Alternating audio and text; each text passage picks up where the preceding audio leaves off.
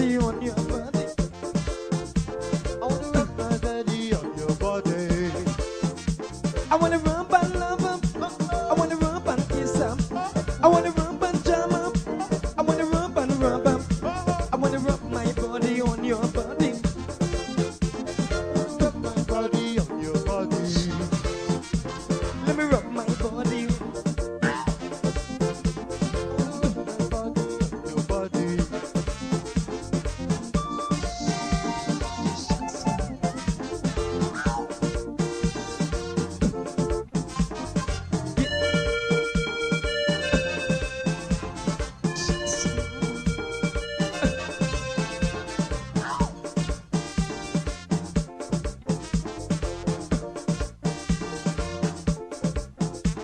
I just get paid. I want to play. The vibes is right. I wanna hug up tight. No time to waste. I wanna work my ways. So come on, babes. Give me a taste. I wanna rub my body on your body. I wanna rub my body on your body. Let me rub my body on your body. I wanna rub my body on your body. I wanna rub and love up. If you are looking to have your statutory declaration, affidavit of income, identity, damage or lost passport, lost license, tenancy agreement, agreement of settlement, power of attorney, last will and testament, and certification of documents, then you need to visit the Alistair Collins firm, located at the Killian Mall, 162 Lamaha Street, in Georgetown, between Camp and Waterloo Street. Alistair Collins is a commissioner of oaths and a justice of the peace. Make certain you visit him or call for more information at 649-6410 or 685-6448 or 503-1451. And there's adequate parking available. Go down to the Alistair Collins firm and have all of your legal issues settled and brought to the fore. Alistair Collins Firm. Contact them at Alistair Collins Firm.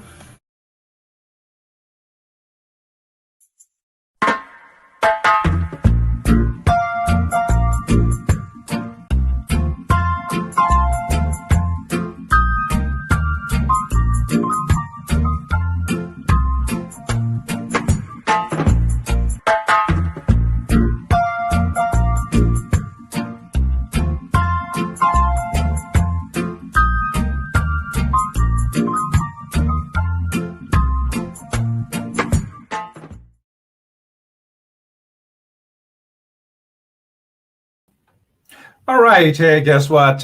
We're going to start. It's 3 minutes after 9 o'clock. You know how we do it here on 107.1 FM. We don't beg anybody to share the stream, share the live and all these. We don't do that here at all. And so one of the things that we don't do also is we don't waste time. We get straight to the point. We got lots of things we got to discuss with you because you know we got a lot of folks listening via 107.1 FM on the ground. So if you want to share the live. If you don't want to share the live, we are not in the business of begging people, right?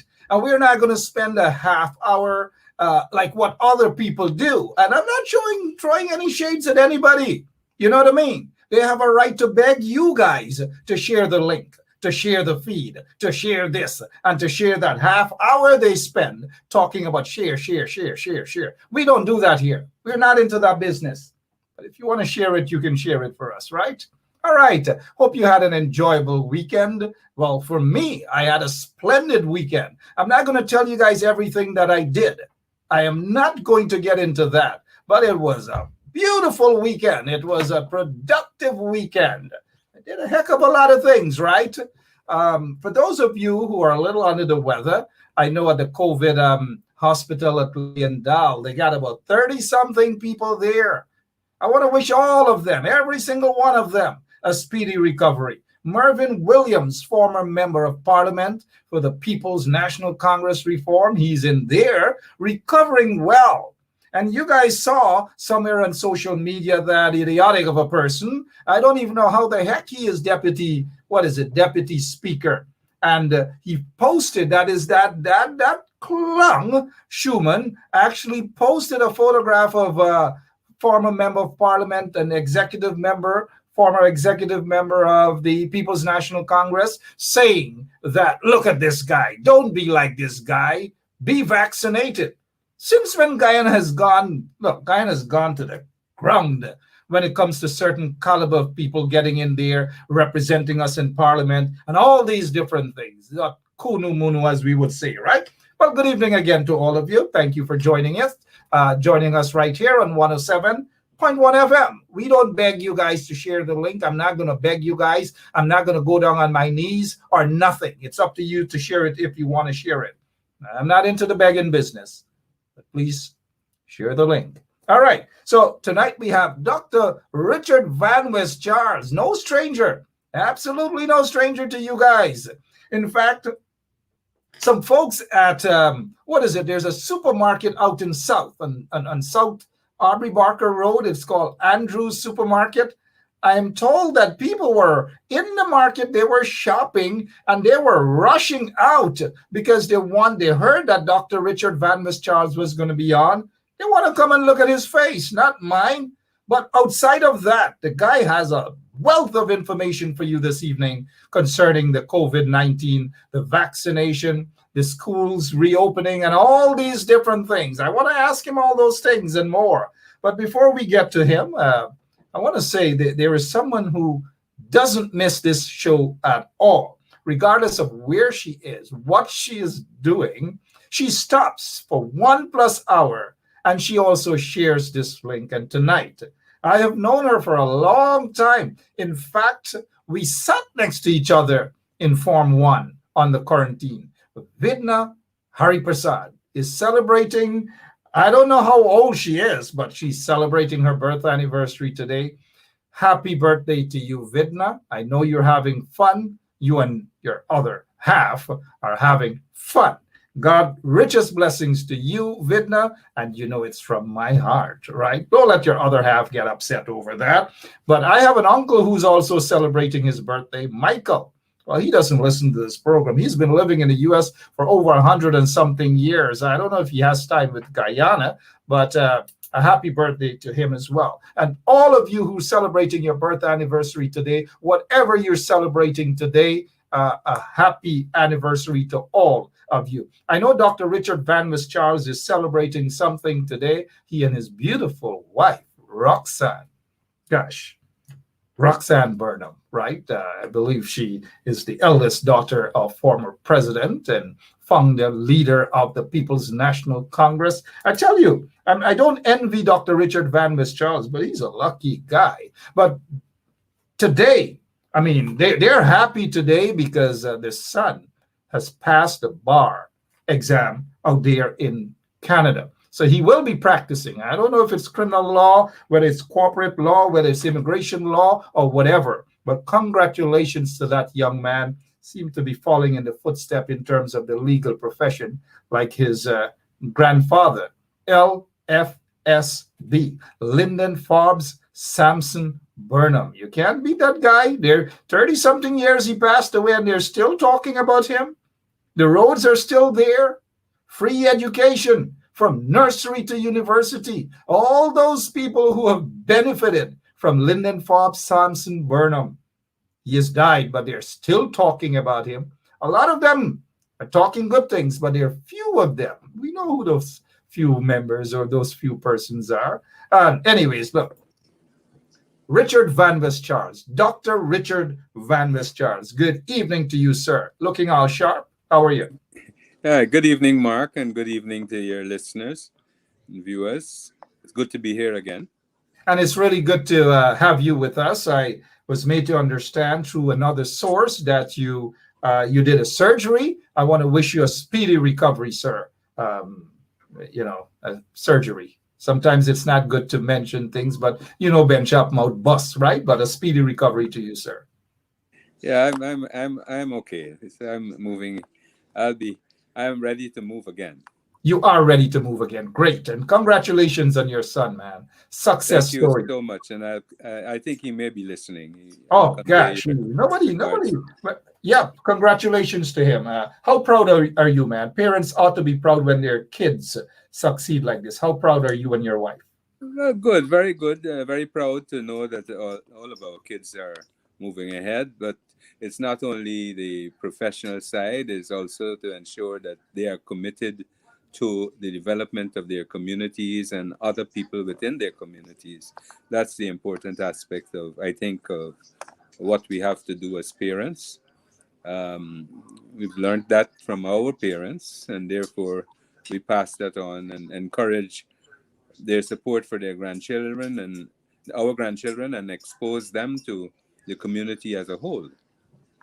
You know, that is so true in terms of our kids. I recall our parents. I recall when I was growing up on the quarantine, my dad used to say, because I used to love cricket and all these sort of things.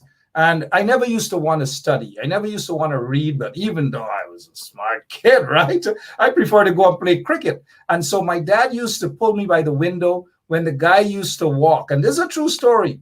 An elderly guy used to go to the back dam and he used to be on a donkey.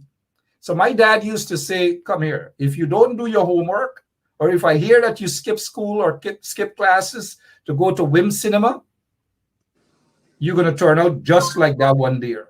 Just like that one deer. So for many years, I thought that my dad was actually saying that I'm going to turn out like the man that's riding the donkey. But you know exactly. It wasn't Well, the guy. there are many stories like that from our parents, but this is the 21st century, and we have different methods of Sure. encouraging our children to study and mix with sport and so forth. Exactly. And congratulations to your son, sir. We really we really do wish him all the best right here at 107.1. Doc, let's move on, man. Lots of things happening in Guyana, the forced vaccination and all these different things. But what we're seeing is a specific targeting of only certain communities. For example, in Linden, in Georgetown, we're not seeing the same treatment in Borbice, maybe Port Morant Hospital. I got some photographs sent during the course of last week and this week and over the weekend. Things seem to be business as usual there, business as usual at Mybe Curie Hospital, business as usual at Skeldon Hospital and so forth. Why the focus on Georgetown and Linden and not those other areas, sir? Well, I am not. Look, I want to say to you that the approach taken by the Ministry of Health with respect to the epidemiological aspects of this disease in Guyana is not properly organized. And I think one of the things which I've asked for is the disaggregation of the data per region so that we can see exactly, based on the population per region, the number of percentage of the population tested, what are the results, and where we are. And also, I have asked some time ago about the genomic sequencing per region to be clear which variants are circulating in each region and how we should approach not only the vaccination together with the adherence to the guidelines, the public health guidelines. But the way that we are doing it in itself creates doubt in the system and what the ministry is doing.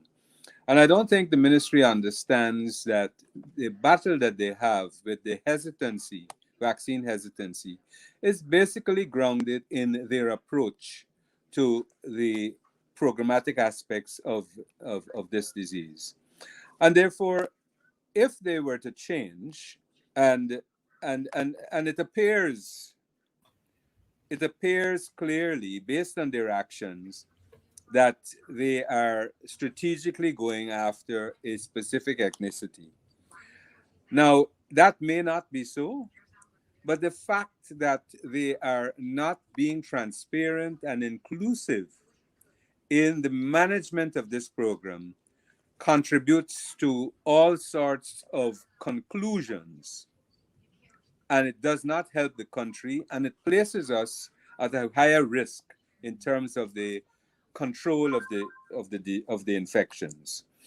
Now, I have spoken out against the mandatory vaccination. I don't think it does well because let me set out very clearly that in all of these vaccines, one, you are going to come to the point where they're going to be boosters required. Boosters are going to be required.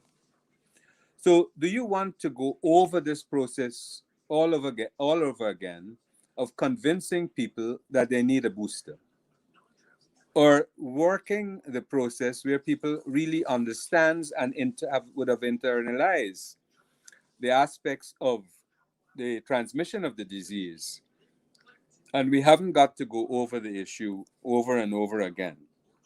The other issue is we have spoken about this issue of the WHO approved vaccines. And one does not understand why the government cannot realize that it is important. And let me go over this thing carefully again.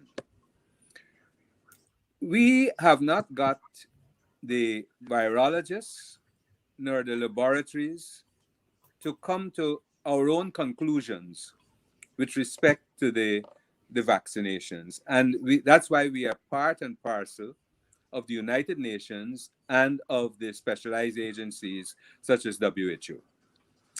WHO does its work not with scientists drawn from across the globe, does the inspections, and then comes to the conclusion in an evidence-based manner, and guides countries, middle-income countries, lower and upper middle income, etc. So let us take, for example, and look at what has gone on with respect to the vaccines that are not approved by WHO and the attitude by North American countries, the USA and Canada, by Europe, in terms of their reliability of the conclusions of WHO. So up comes Guyana, a very small country with no virological capabilities, but steps out to order vaccines that are not approved by WHO and still have got problems. So all of these issues will raise the problem, which will contribute, the factors which will contribute to vaccine hesitancy. Now, having said that, let me say that it is critical that we increase the level of vaccination in the country. It is critical. And the evidence is there, but it does not mean that because I'm vaccinated, I cannot be infected and I do not carry the virus. But what it does, it reduces the morbidity and the mortality and the seriousness of the illnesses and the degree of hospitalization in the country, and all of the social ramifications that go with it. So it is important to understand these factors, especially as we proceed to do many things, such as the reopening of schools. The reopening of schools is not singularly dependent on the vaccination. Cannot be.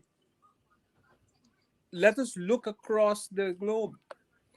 It has to be what is described as a layered approach, whereby you are going to look carefully at the social distancing in the schools.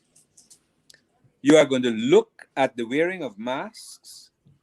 You have to consider the classroom sizes and look at the social distancing. You have to look at the ventilation in the classrooms.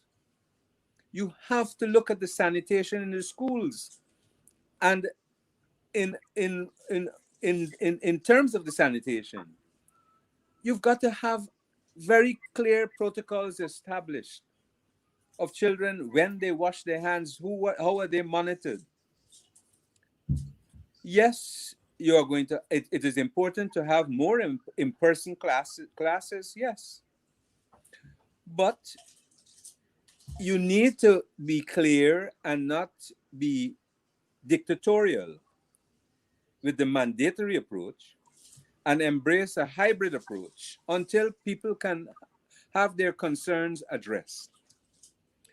So it requires a hybrid model. Some teachers are not going to, as yet, make a decision to have the vaccine. Some parents are going to make a decision that their children are not to have the vaccine.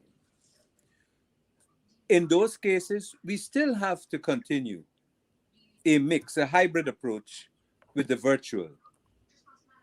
And also, the virtual cannot be removed, because if one important aspect of the layered approach, and I would say that we need to be very clear on this, and the evidence out of studies done in the United States of America show that weekly testing of the entire population in schools contributes to a reduction of 50% of infection in the schools. And one of the safest places in the community should be schools. So, for example, if a child, one child in a classroom, is discovered as have been infected, there are implications for the entire class. In places, in some countries, the entire class, they're sent home. Learning continues virtually until we can deal with the situation. Look at our situation in terms of how our children come to school. They're still in the minibuses packed together. So I ask the question, how serious are we in the allocation of resources with respect to schools and these grants that they're giving in terms of the reduction of the transmission with respect to COVID? So we have to be serious, and we have to look. Sometimes I would say to you now, I'm a politician, but sometimes the politicians on all sides don't understand clearly the science, and they make matters worse and confuse the population with nonsense. So, Well, sorry, I agree with you that there are indeed a lot of politicians who are confusing the population, but we see a lot of that sort of confusion coming out from these installed people. The Minister of Education has not studied this thing properly. All she wants is to get the kids them back to school. That's all. That's an ignorant approach, and one doesn't really expect better from her. But let us pause there for a moment, Dr. Van West Charles.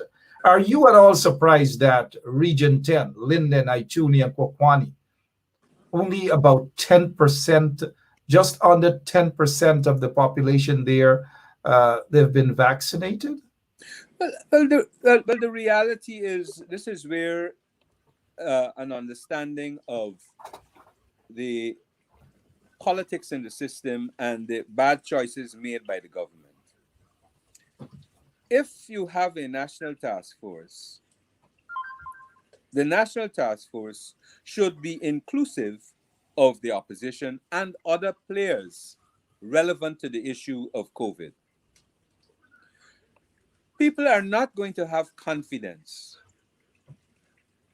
in the system and trust when there are certain behaviors, and you started off with the issue of the middleman and the purchase of the vaccines, which has created so many doubts.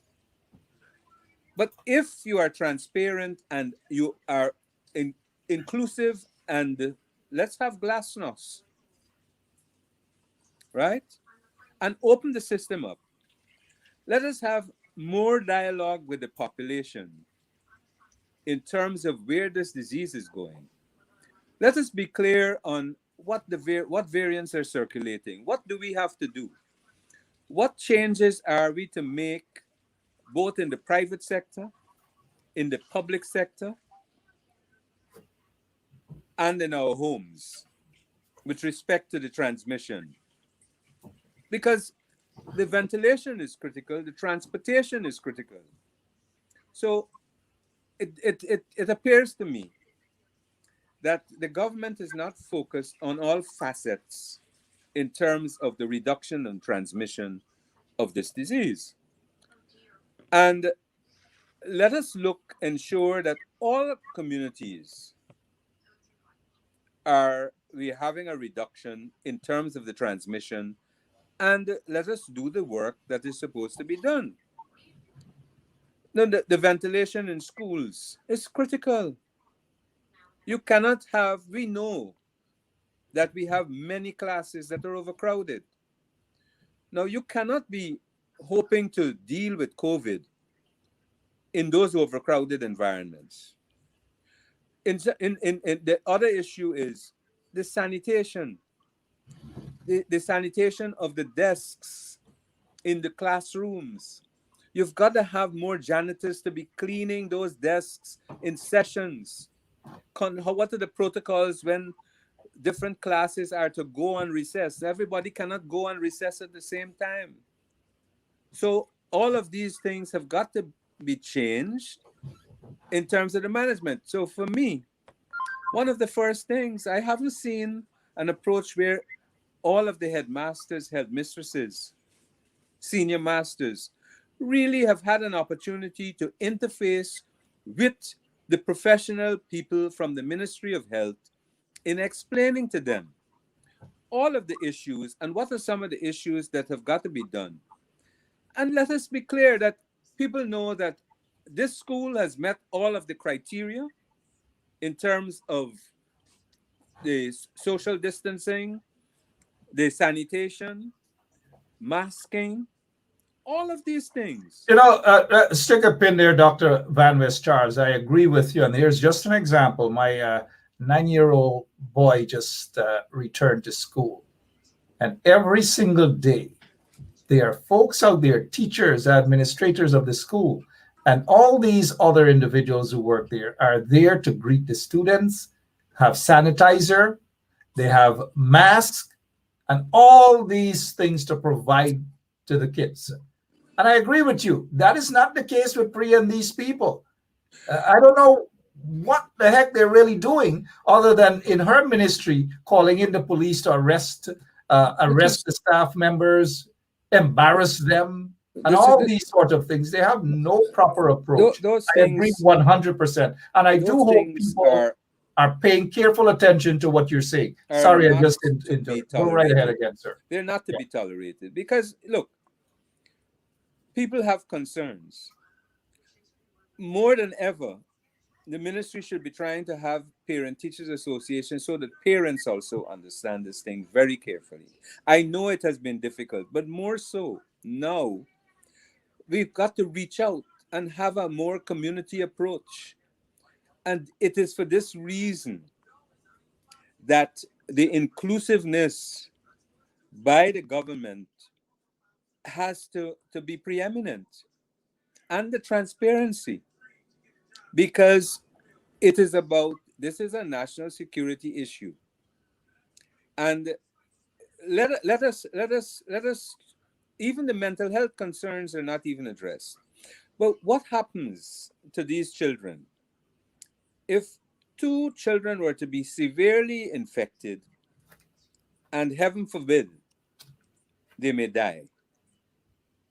What is the psychological impact on the peers related to those children in the class or the school? Are we considering all of these factors carefully? Are we believing that the vaccination is the only method, or are they understanding that this has to be a layered approach in terms of this issue if we want the control?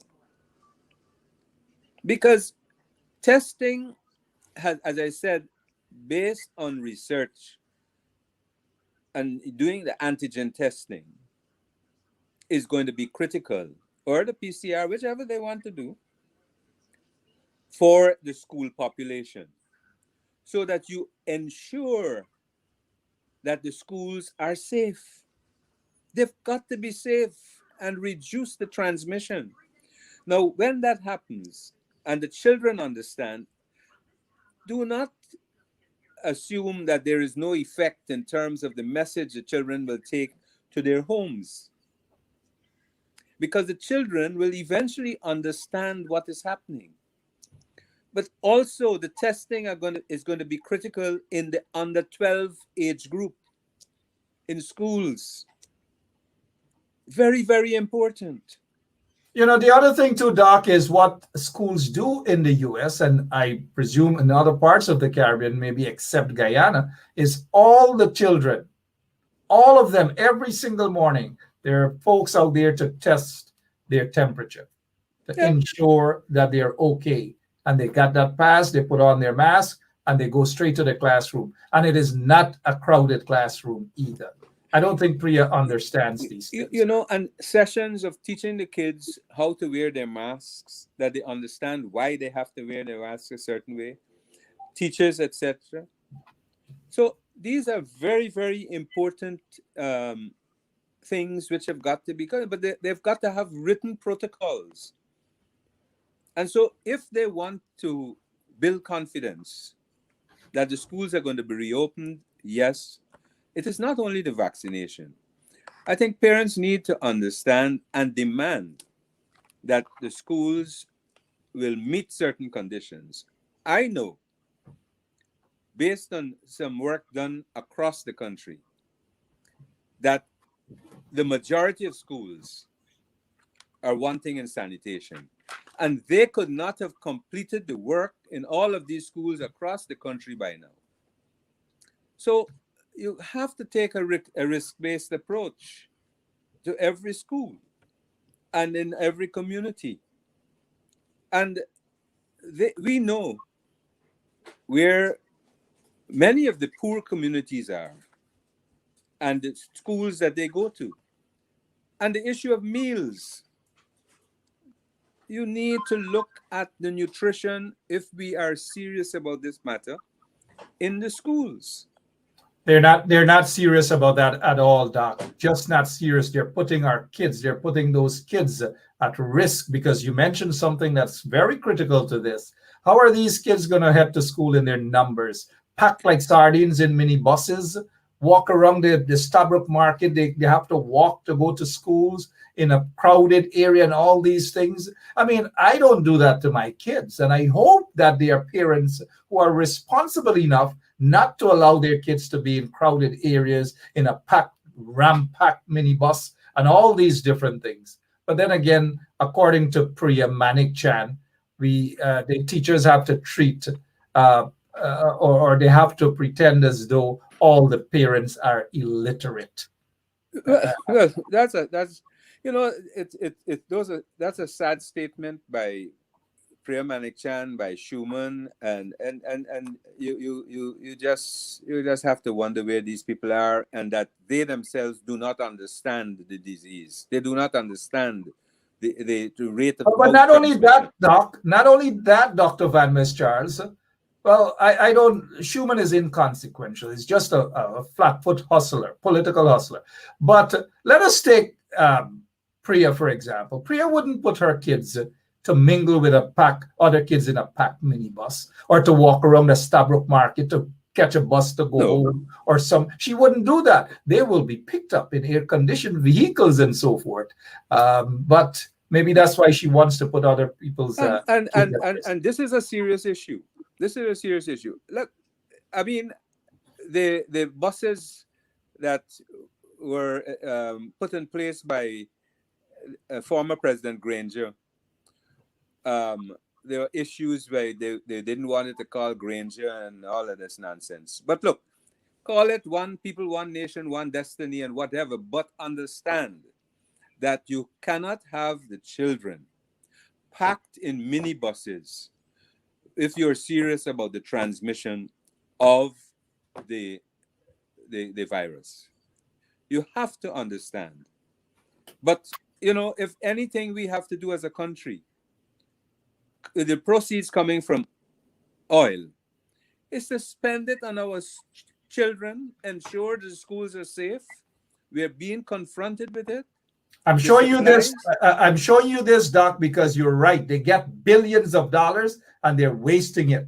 Every child got this. one or two in their backpack. One or two. The school said, pick up. And of course, as a Guyanese, I picked up about four, right? And this is what I've noticed some comments. Our kids there in Guyana should be given masks. They should be given a small bottle of sanitizer and all these different things, and to be taught on the learning channel and public service announcement, so that parents can understand, the children can understand, the teachers can understand, even the minibus drivers can understand as well. But we're not seeing that. Let me say to you, sorry, go ahead. Say to you, Mark. Sure, sir. The foot pedal with the water. It is GWI first instituted that under my watch. And I have been talking to my people before at GWI about putting some pedal systems in schools, because I finished high school in Canada. And in the high school I attended, we had pedal systems for the water.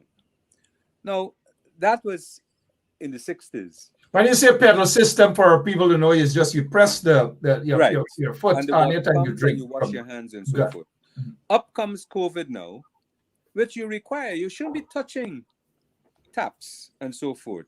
Because when you wash your hands, you haven't washed your hands with soap, you have to go back to touch a tap that may also be infected. Even the doors for schools, holding the knobs and all of these things, we have to look at. So COVID is calling us to make changes. And I'm not saying that you must make the changes all at once, but you must understand what risks we have and how we can make some gradual changes in terms of responding to the reduction in transmission of the virus. And so all of these things, when they say that they're not supplying water 24/7, in the light of COVID, they've got to be crazy. They don't understand. Because you cannot be addressing this issue and you're serious about COVID and you're not supplying water on a 24/7 basis. And the other thing too, Dr. Van West Charles, point well taken, is that a lot of those schools, their restrooms, their toilets can't flush. There's no water there to wash their hands exactly. Let me say, this is not a fabrication. I am saying to you, a survey was done with the involvement of GWI, the Ministry of Health, the Ministry of Education, PAHO WHO, and UNICEF, looking at schools across. And I want to say to you, in particular in the hinterland regions, some of the work done for toilets in schools and health facilities, it will shock you that there are so many white elephants. So we have to correct those things in the light of COVID. Even on the quarantine, even in Linden, I know, like Alnis Primary, Wellington Park Primary, Auckline Primary, and all these other schools there. Come on. How are the kids going to wash their hands and all these different things? These folks in the Ministry of Education, headed by Priya Manikchan, they have not studied this stuff. They are endangering the lives of all those kids. Every single one of those kids. I would say to you, Mark, look, they have to consider the layered approach. They have to look at how the school is going to adhere to the guidelines with social distancing and the sanitation, how examine the issue of ventilation in the classrooms, look at different protocols, what happens, this comes in now with the Ministry of Health, what happens if one child in a class becomes infected. I think the issue of testing must be embraced, right?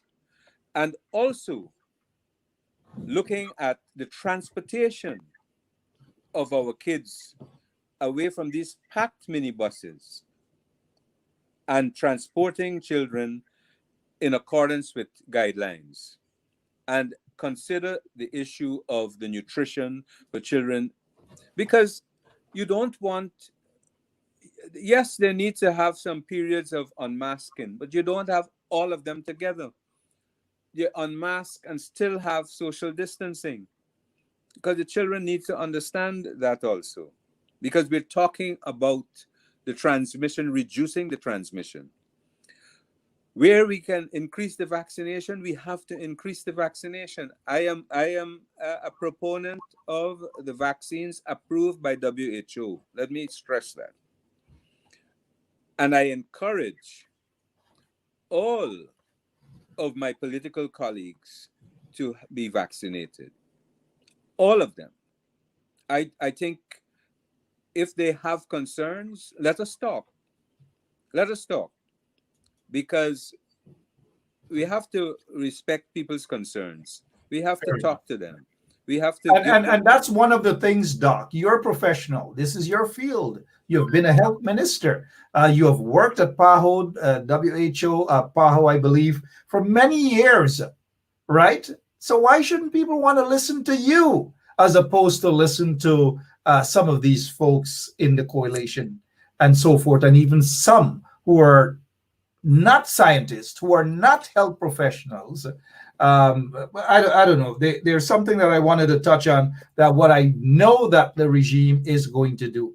They're going to spend millions of dollars in something that's called J's fluid, right? To clean the desks, to clean the bathrooms, the toilets, and they feel that that is sufficient. J's fluid. They did that a lot in Camp Street Prison. That was the number one stuff. And that's what they're going to spend millions of dollars doing. look Quickly. Go ahead. I just want to say, look, they have to. There are filters, and I want to spend some time on stressing on the issue of ventilation in the classrooms. Sure. Because that is going to be important, and having these filters to assist. Yes, luckily we are not in and don't think that the filters are for air-conditioned schools. No, they're not for air-conditioned schools. These filters are very specific HEPA filters that reduces the amount of virus available for inhalation, etc. So it's critical that we should try and make every effort to have those in our schools. And some people may want them in their homes, etc. But we're talking about the safety of the schools, and the schools must be a safe environment for our children to learn. But it has to be a hybrid approach, because you are still going to have teachers who have concerns, and we have to speak to those concerns, and they can still function in providing virtual classes and you will still need the virtual environment if you have infections in the schools, because even if you are vaccinated, you can still be transmitting the virus. So let us understand where we are, what we have to do, and not approach this in a way that will create greater hesitancy within the population and do more damage to us in this environment. And we certainly don't want that, because once you protect you protect everyone. You protect our teachers, you protect the workers at the schools, you protect the children. Everyone should be protected. That is not the approach with PRIA. I've noticed somebody says all the way in Aroma, there's a school out there. They got bat dongs. They got the water not working. The toilets not working. A lot of schools throughout Guyana. It is an issue, and it is one of the issues I spent a lot of time on when I was at GWI. I visited every community I visited. I visited the schools, because for me, you cannot have schools without access to proper sanitation and water. COVID or no COVID, it has to be met, and we have to be serious. And I would hope that all of the politicians, my own political colleagues, can understand the importance and stress on these matters as vociferous as we stress on other issues. You know, one of the things you've mentioned your colleagues as well. One would have thought that those who they have a shadow minister of health for the coalition. I don't know if I've ever seen her or heard her talk about this. Maybe once months ago, and that is Dr. Karen Cummings. And this is not to knock or to be personal with people, because people tend to get very upset when you call them out, so to speak. The regime isn't doing these things to basically edify the public and so forth. And just what you said there, why can't these folks have a press conference at least twice per week to invite folks like yourself, so that the shadow minister of health can do what the PPP regime isn't doing? But we're not hearing from these guys in the opposition either. Well, I don't know what is happening. We uh, know that the PPP is incompetent in this area and, of course, in other areas. But why can't they call you up? Why can't the shadow minister of health and other experts in the coalition to come together and a briefing, whether it's a half hour every single day, every day? I don't know. Something is missing. Something is lacking. no, Uh, no, no, no. It's. I don't. Let me say to you that I do not think that everyone understands clearly the developmental impact of this disease, COVID-19, and all of the economic impact. And I would have expected the private sector also to do a bit more, because when people shop, we even looked at I attempted even to look at the markets and how we arrange the markets. And I think there was a bit of a pushback because people did not really understand the ramifications of everything. And so I think we are still on a learning curve in terms of, and I agree with you that the churches need to be having a deeper understanding of this, and understand that the social distancing and the masking will do more.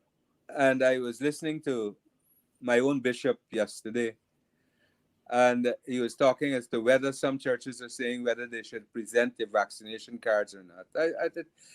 We have to understand what is at stake and why the public health adherence to the public health guidelines is as important as the vaccination. And trying to create this passport as the only method is not the right way, because as I said earlier, all of these vaccines, we all will have to have boosters. And if we haven't internalized the matter carefully, the hesitancy is going to even increase when it comes to boosters, and we will not understand. Okay, so I think these things are very, very important as we go forward. But I would hope that Minister Manik Chan and Frank Anthony and Dr. Ramsamy and Barry Ramsaran would allow the science to give direction. And I would hope that the Minister of Finance will see the issue of the schools and provide a greater allocation of resources. And instead of, first of all, providing the grants to families in the way that they're doing it, ensure that there is a proper distribution and that the schools are safe. Because if the schools are not safe, issues are going to occur with respect to the school population. And it may not be things that we are going to be embracing in a kind manner. So I would hope, and I keep calling for more inclusion and more transparency. We need to know which variants are circulating. We're hearing, by the way, we need to ensure that we know what is the distribution of testing in each region. We look the situation of the hinterland regions and the itinerancy of miners and loggers and all of these things. We have to look at and be very, very concerned in terms of their moving from the interior to the coast and the coast to the interior. And knowing fully well that even if they're vaccinated, they are going to be transmitting also. So it calls for a more comprehensive approach. And I would hope that the Ministry of Health and Education can take a different approach to the control of and the prevention of this disease. You know, I'm not going to hold my breath at that at all. They seem to be very vindictive. They don't have any idea. They're just confused. And to use her word, her description of parents and how parents ought to be treated as if they're illiterate, we have to look. We have to look at these individuals who are talking as illiterate. I'm getting back to the Shadow Minister of Health, Dr. Karen Cummins. She needs to be out there. They need to talk to their support base. They need to talk to Guyanese in general. We're not hearing from the Shadow Minister of Education. I don't know if it's Miss Coretta McDonald. I'm not sure if it's her, but Coretta is very active out there. But I suspect that the Shadow Minister of Education is Dr. She was once the Minister Nicolette of Henry, Education. I think it is. Nicolette Henry. We're not seeing Dr. Nicolette Henry. We're not hearing from her. She's quiet. We're not hearing from Dr. Cummings, Karen Cummings. They're all quiet. Their support base need help. They need advice. They need guidance. I totally agree with you that we need to ensure that we are connected and be part of the strategy, even if we are not involved, but we must understand what is the relevance for the security of our country and show that we are very, very clear in terms of what are the determinants of the transmission and how we can reduce it. Because, you know, there's so much ignorance about transmission. And people believe everything that comes on the internet sometimes. And it confuses. And that's why there are concerns. And I think the government is not understanding this, that people are receiving different aspects of information with respect to transmission. And you are saying one thing, and how are they to know what you're saying is right is against what they receive on the internet on their phones every morning? And so to take this mandatory approach is not the right way to go. And as a country, erosion of people's rights is not what should be embraced for our development. People must have the opportunity to query, to express their views, and to hear where the evidence is with respect to different issues. All right. We understand that the folks in the opposition, those who are, like, for example, the Shadow Minister of Education, missing in action. The Shadow Minister of Health, missing in action. They're not doing any justice to their support base. They oftentimes, when they're called out, they like to get very touchy. But this is politics. This is not going to Sunday school, putting on long socks or stockings and go and sit down and sing Father Abraham had many sons and all these different things. This is politics. Step out there and represent your people, represent Guyanese, because a lot of the PPP supporters need representations as well. They're not getting that. Doc, moving away from that, and if Dr. Karen Cummings is listening, good evening to you, ma'am. We need to hear from you. If Dr. Nicolette Henry is listening, good evening to you too, ma'am. We need to hear from you. The last time I saw Dr. Nicolette Henry out somewhere, she attended the death anniversary of Lyndon Forbes Sampson Burnham. She had on a nice British hat, and she was there. Hello. We need to hear from her. Let's head to this. I've heard of folks, lots of folks got one dose of the Sputnik V. One dose. They've been waiting for the longest while to get the second dose. The government, again, the regime, again, fall short.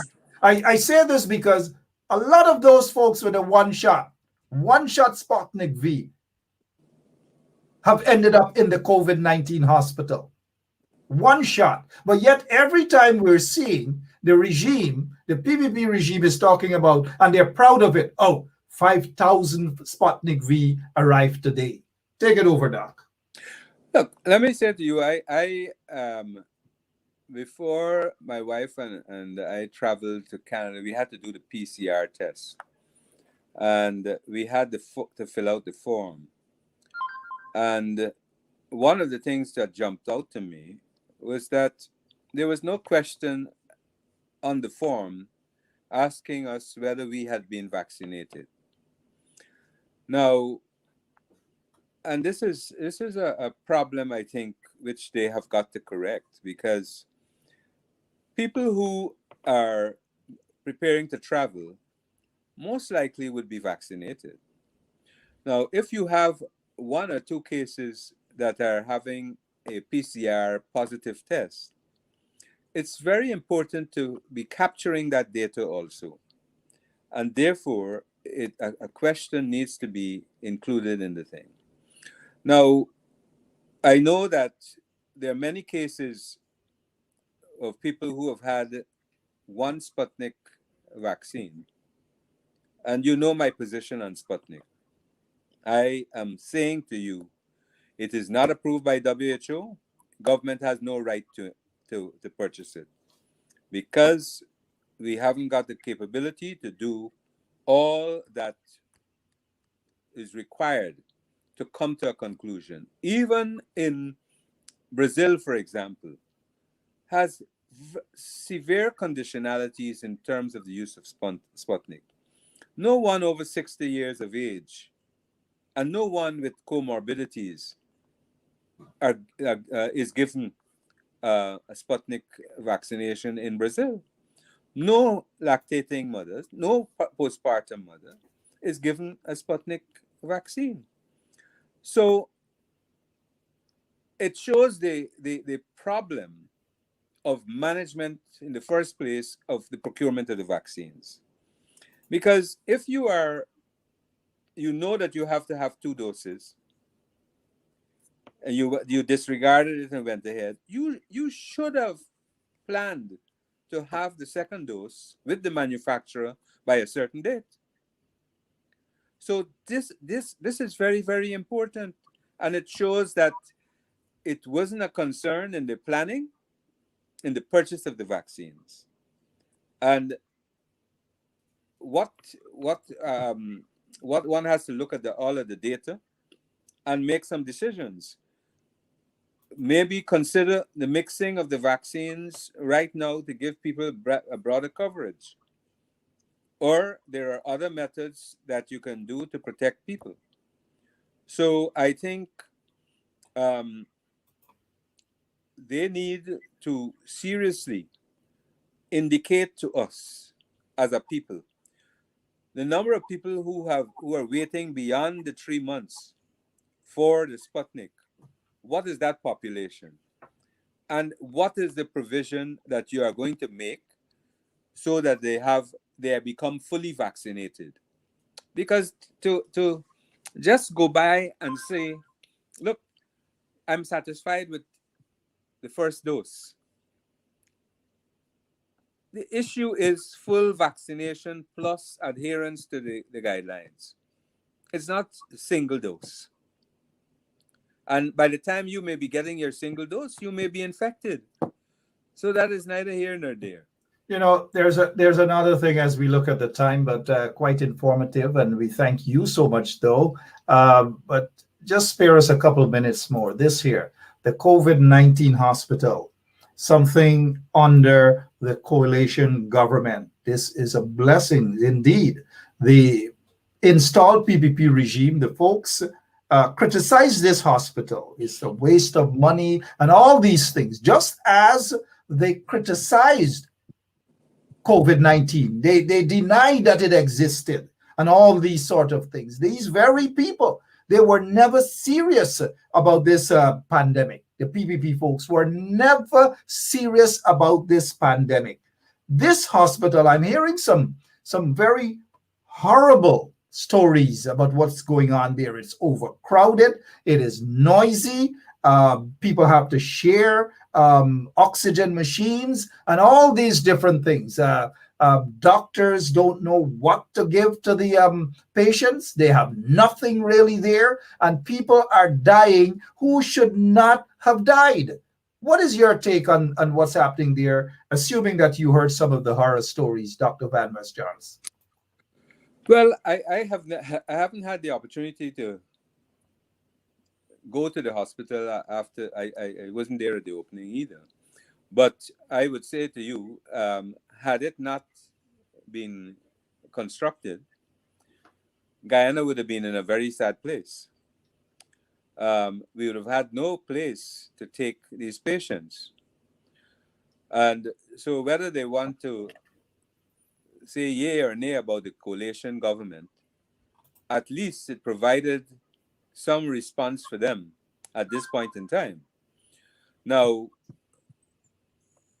I am not, I can't speak to the issue from a point of view of fact and evidence with respect to what is going on. You hear stories, and everyone hears a story.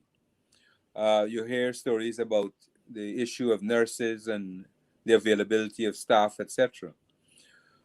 And I would hope that my colleagues who my professional colleagues who work in the environment would try to ensure that the safety of their patients is a priority and they get the best care. Now, again, this is a place where probably to look at the ventilation and all of these things that we're talking about.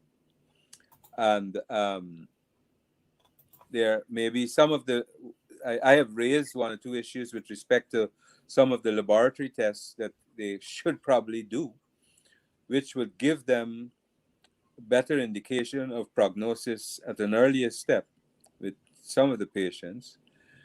But what I don't know is how the professional group that is responsible for this unit, how they are embracing the new knowledge, the emergent knowledge, which occurs every day, and make adjustments to their protocols. And those are some of the things that I think we need to look at. The fact that this is it's a closed system. The Ministry of Health and COVID is a closed system. It's not a system that permits the professional class to bring their knowledge into a discussion about all of the issues related to COVID.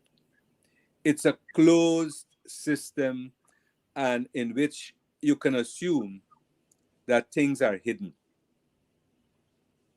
And I am saying to you, one cannot come to any other conclusion that if they were serious and open and wanted everyone to share knowledge to improve the situation in terms of management, it would have an open system where we can talk, we can discuss, right? We can all get to the literature. It's not a few, it's a number of the physicians in the country can look and see, and we meet and we analyze. That is why we were taught about clinical pathological sessions. But we haven't got a clue what is going on. But the people that manage in this institution, none of us have an opportunity to even enter it to see what is going on. And therefore, whatever is told, whatever decision is made with respect to what goes on, it's there between the uninformed relatives, and if the patient dies, he or she cannot speak, and who else is there? And I think they need to think about it a bit more so that it can be a more open system and that we can have better professional input and science with respect to how the place is managed and the program as a whole. The program as a whole. Well said, Dr. Richard Van Westral, 7 minutes after 10 o'clock Eastern Standard Time. Quite informative session here. But I want to say just one point, Mark. Sure, go ahead. I think, look, we need to understand, and this is not about one-upmanship in terms of politics at this time. This is about our people, our country, and dealing with this pandemic. So I would not be involved in pointing any finger at anybody right now, but to say to you, listen, let us make the change and let us save lives. And what we're doing with respect to the children for opening up without not necessarily considering a number of factors is not necessarily right. And I do hope that we are not going to get to the point where we are going to say, we told you so. Well, let us hope that we don't get to that point, but I'll put the blame squarely at the doorsteps of those who are part of the installed regime. They have no holistic plan. They have no idea as to what they're doing. Priya Manikchan is running around like a headless chicken. Just don't have an understanding. The ministers of health and all these people have no understanding. I want to ask you a quick question about Dr. Frank Anthony. But before I do, you mentioned earlier about the private sector playing their roles and so forth. They're not playing any role. They're just in bed with the PPP regime. Whatever the song the PPP regime sings, that's what the private sector is going to sing. And I could put my head on the block that the fried chicken that they're offering to students, 2 pieces of fried chicken from some KFC or wherever they're getting it from. Taxpayers paying for that. And that is how the private sector surviving. Taxpayers paying for that piece of chicken. So you call the people out in Region 4 in Georgetown area, and then they discuss privately. Watch how they're going to bring out all from Sophia and them other areas. Watch who going to bring out them picnic there. They're not going in Port Morant and offer fried fish, fried gilbaka, fried cockabelly, or even chicken. They're not going in my Curie and offering that. But look where they're offering chicken. They did, I don't mean to laugh, they did the same in Linden. But them not go Port Morant, Manripo, and other places and offer fried chicken, fried cockabelly, or fried snapper, or fried gilbaka, or whatever. This fried chicken business, it is suspect, this fried chicken that they're offering to only certain communities, right? The other thing, you are an expert in this area. Frank Anthony I don't know whether he's a practicing physician or whatever it is, but I saw him administering a dose of vaccine to a child. Is that ethical? Well, he's a licensed. I think he's a licensed. He's a licensed practicing physician. I know, but doesn't he have to get their license renewed and certified by the medical board? Yeah, well, I said I assume that we all have to do that on an annual basis, and I assume that he is licensed, and I wouldn't call him out on that at all. Assume. Well, one has to make the assumption. I know him, and I don't think he would attempt to do it without his license being in order. Well, I'd like the medical the medical board. I would like for them to say to the public whether his license has been renewed or whatever, because he is out there vaccinating, injecting those kids. He is out there. Yes, he's a doctor, but is his license renewed? Has it been renewed? Well, you know, that's a fair question. But that's a fair question in which the medical council should be able to answer very quickly. So I don't think that's not an unfair question, and they should be able to answer that. But I think Frank should be, fried should chicken, be having his life. fried chicken. I don't know, man. Something is wrong with those people running Guyana. Something is wrong with them. Dr. Well, Van, I think part of it. Let me say to you, my own view is we have a problem of dealing with ethnicity and class, and how different people see people at different levels in terms of class and their ethnicity, and so these are some of the challenges. I started writing on it, but it also has to do with ethnicity, class, power, and economics. and that is why they finish your point, sir. Sorry, go ahead. And therefore, it's a serious matter for us. No matter how we proceed with respect to oil, unless we resolve this matter of ethnicity and the distribution of resources in an equitable manner, not by words, but by deed, and ensure that we understand how these things are arrived at, and that the mathematics are making sense, the accountability is making sense. I mean, when you hear the issue with the distribution of resources for farmers with the flooding, and you hear what is being done, this is where all of the trust issues emerge, and they're converging. They're converging, and they're contributing to this issue of the vaccine hesitancy, because it's a distrust, high coefficient of distrust that people are having with respect to what you're doing. And all you need to be is to be more transparent, be more systematic, be more accountable. And this day and age, people shouldn't be walking around the country with money, distributing money in the way that is being done. So I don't know. These guys are backward, really, really backward. Dr. Van West Charles, I take umbrage, because when you look at the pattern, the traits of these individuals, going into Linden, offer them a box of food. Go into Georgetown Region 4, offer them some fried chicken for their children to be vaccinated.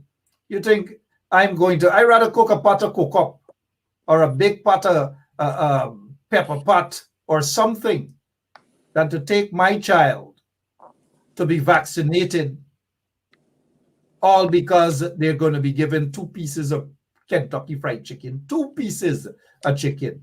So you get your vaccine and you get your chicken and you chew and you walk away. But they're not going into Skeldon, Line Part, and those other areas.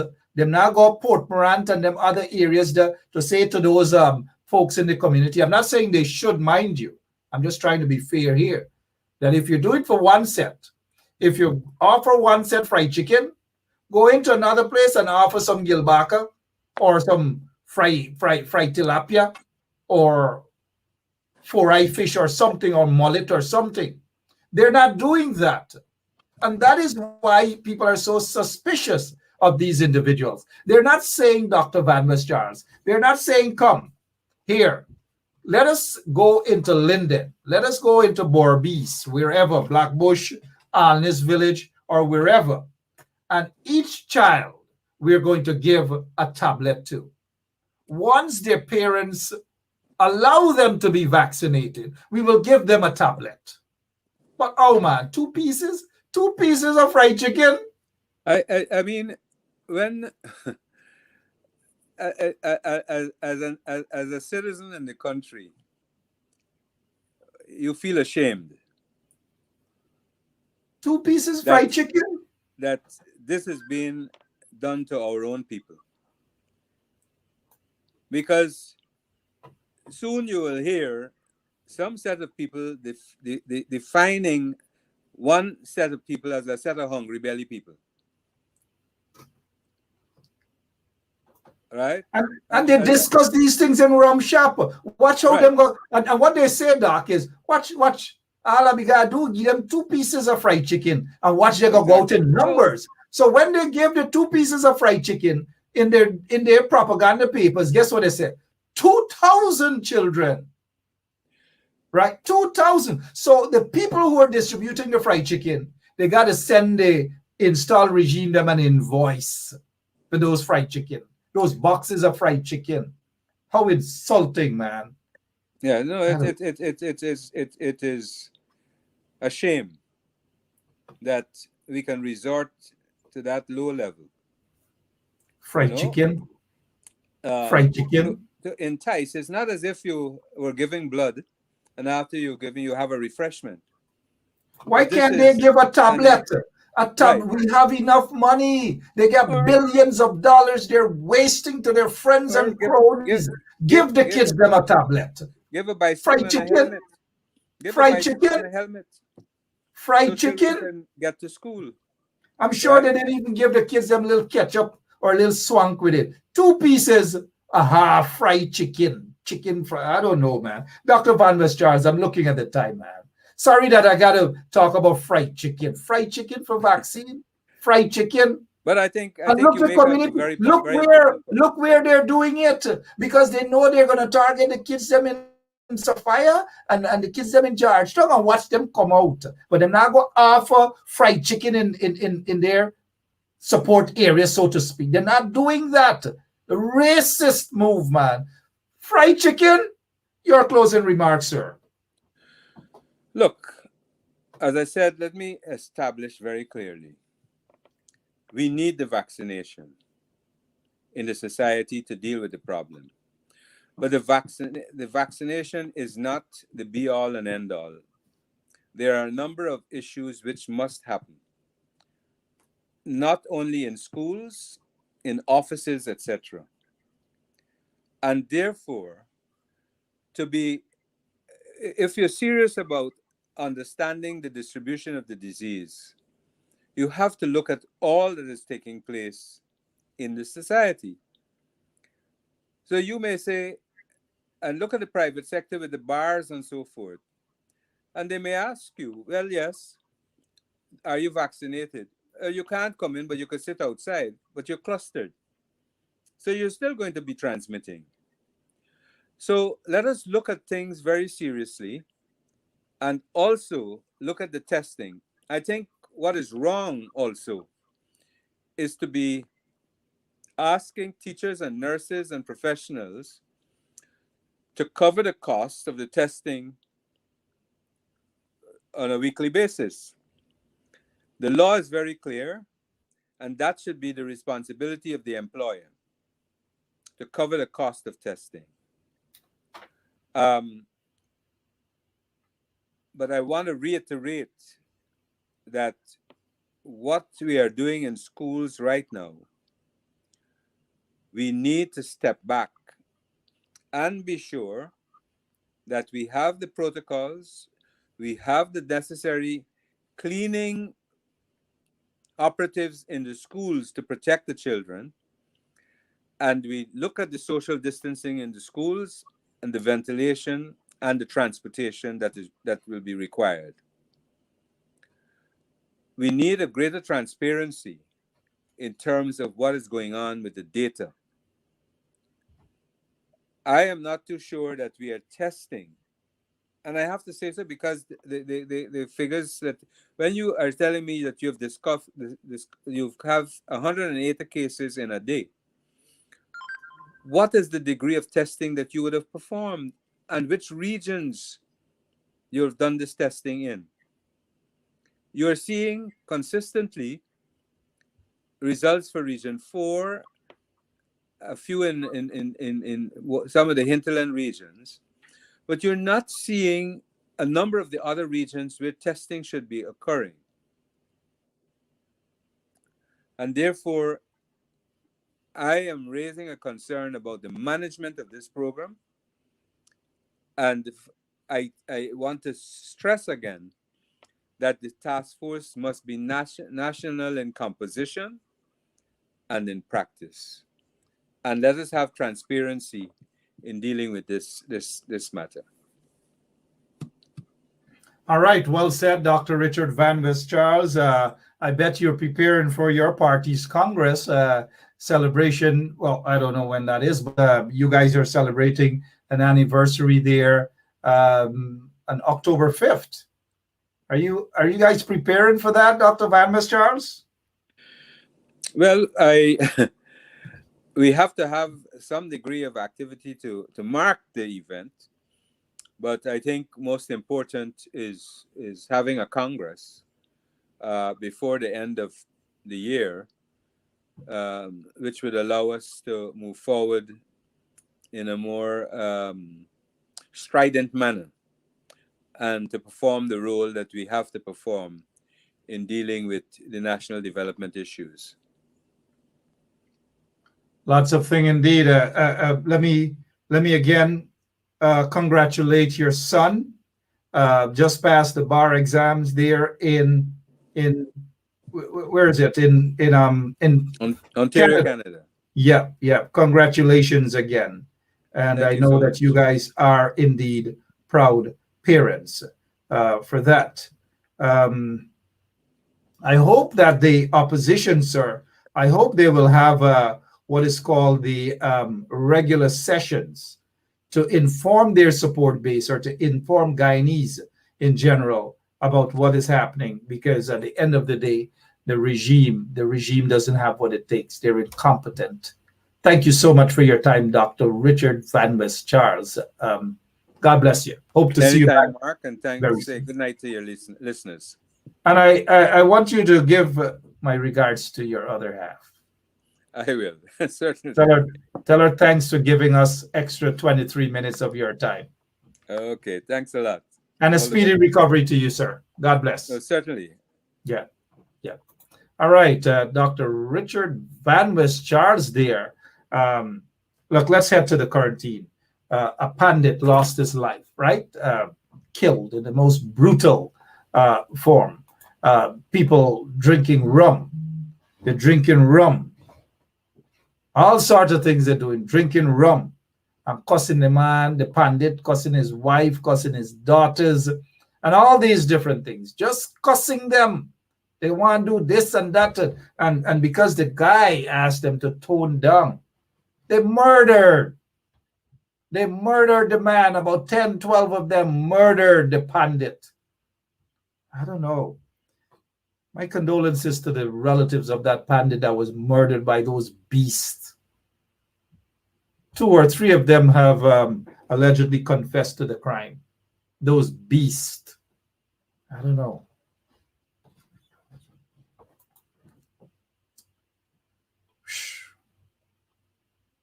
What else can I say before I go, man? What else can I say? Speedy recovery to this guy, Mervyn Williams. Speedy recovery to him and all the others who were there at that COVID hospital. Leadership of the coalition, I'm going to touch on that. They need to have a conference. They all need to get together. They need to sit. They need to talk. The PPPC is up against the ropes. But there's only one way that the coalition can have more of an impact, is when their leaders get together, when they put their petty differences or whatever differences aside in the interest of the country, in the interest of their supporters. Just do that. I've got to go, man. And to the racist regime going out into communities, specific communities, and we all know those communities, in order for the people's children to be vaccinated, they're giving them 2 pieces. 2 pieces of fried chicken with no ketchup, no soda, no nothing. 2 pieces of fried chicken. Look at it. 2 pieces of fried chicken. 2 pieces. I don't know, 2 pieces of fried chicken. But seriously, you guys should see me staring at these 2 pieces of fried chicken. That is exactly how these racist vagabonds got folks. You mentioned 2 pieces of fried chicken, they feel that people are going to be out in their hundreds. I got to go, man. Got to go drink me a cup of dal and eat 2 pieces of fried fish. I'll be back tomorrow, same place, same time. God bless you all.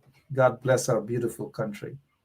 Thank you, Dr. Richard Van West Charles, for your time this evening. Thanks to all of you.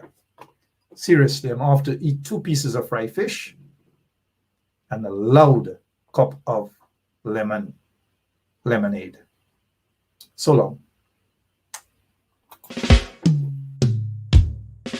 It's hard to be at peace with the ones who are so discard. It's hard. Them have a knife in your back and them smile it so broad. Help me to deal with the ones them who said them love me when them really don't. Help me to deal with the fans them kill me flesh when the crowd a shout. Jesus, help me on the battlefield. Jesus, help me on the battlefield. Help me on the battlefield. God, the booby traps with them set is real.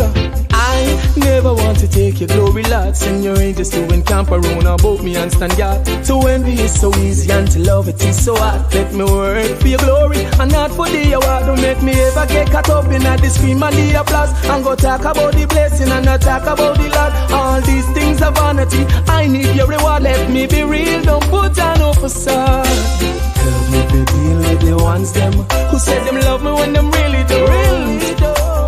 Help me to deal with the fans them give me flesh when the crowd a shout. Jesus, help me on the battlefield. Jesus, help me on the battlefield. Help me on the battlefield. God, the booby traps with them set is real. Sticks and stones can break my bones and words can harm me. They can harm me. When the evil come against me, you'll protect me. You'll protect me. Father, I need the strength of your son. Cause you know my work is not done. Lord, I need that endurance just to finish this race that I run. Help me to deal with the ones them who said them love me when them really don't. And help me to deal with the fans them kill me flesh when the crowd are shout. Jesus, help me on the battlefield. Jesus, help me on the battlefield. Help me on the battlefield. God, the booby traps with them set is real.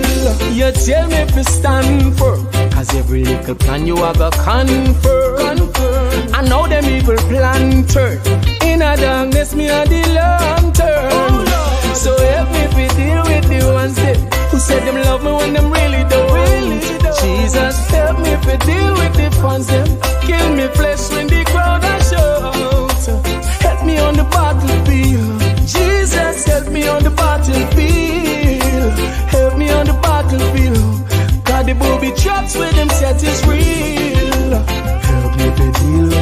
fans them who said them love me when them really don't. Help me to deal with the fans them. Give me place when the crowd are shout. Oh, Jesus, help me on the battlefield. Jesus, help me on the battlefield. Help me on the battlefield. Now the booby traps with them set is real. Help me to deal with the ones them who said them love me when them really don't. Help me to deal with the fans them. Give me place.